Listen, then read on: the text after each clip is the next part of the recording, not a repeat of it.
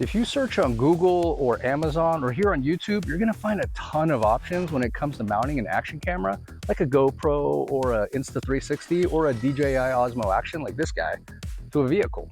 There are magnetic mounts, there's clamps, there's suction cups, there's cheap stuff, there's not so cheap stuff, and then there's hardcore, crazy, expensive, professional filmmaker grade stuff. I'm gonna show you two budget-oriented mounting solutions that are working for me and might be worth a shot for you. Let's go! So first, let's take a look at the external mounting solution that I'm using.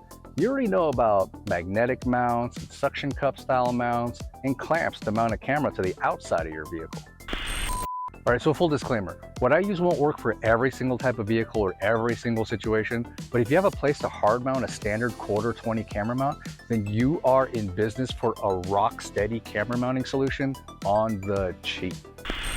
I have my setup on an aftermarket roof rack, but it would definitely work on like a factory roof rack track, a big metal bumper, or even if you DIY a simple little bracket like this angle bracket from Home Depot that I picked up for $1 and change.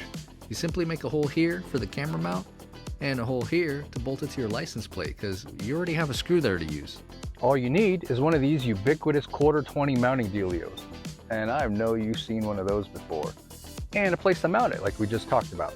I just have mine on some scrap aluminum angle that I bolted up to my roof rack. And then you may or may not need some of these extension arms. On my setup, I have one extension for my needs. And it lets you pivot the camera up, down, down, left, right. No BA select start. I elected to remove the standard thumb screws from most of this setup and replace them with Q20 hex fasteners with self-locking nuts, because this mount just stays on my rig and I don't really adjust the position ever. But you can certainly just use the normal thumb screws that these mounting accessories already come with. I also have this clip thingy so I can quickly remove the Osmo Action 3 and its own quick release mount completely off the vehicle whenever I need to. Why not just use the DJI quick release by itself? Well, because I don't want to just leave that there if I'm going to be away from the vehicle for a while. So this setup made it through a 3,000 mile, 12-day journey to Colorado and back, and I'm positive it's going to survive many, many more adventures ahead. So how much did this cost?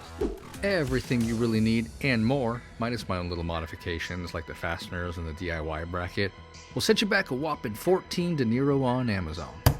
You could argue that something like this magnetic guy is more versatile, and you'd be right. I have no experience with that magnetic mount, but something about that just doesn't sit quite right with me when I'm going at the speed of light in my slow runner. I put links for the mounting kit and even that magnetic mount if you're interested in any of those in the video description below. I am not sponsored, I just want to make it easy for y'all. Okay, now the interior. I think pretty much every vehicle has one of these oh shit grab handles, and that's a great spot for a camera. So I found a clamp style mount called the Super Clamp.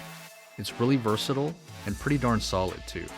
As you can see, it swivels in a multitude of directions, and it has your standard Q20 threaded mount. So with this guy, I can easily mount up my action cam, or I can use this phone clamp. The great thing about this setup is that I can pivot the camera to point forward through the windshield, or I can point it at myself, like vlogging style. Whoa, I'm making a video of you, making a video of me, making a video of you, making a video of me, making a video of you, making a video of me. Or I can even point it out the passenger side window for that looking out of a train window style shot. This setup is working out perfectly for drive vlogging or vlog driving or whatever you want to call it. And as an added bonus, it works out quite nicely when the weather just isn't cooperating with exterior mounting.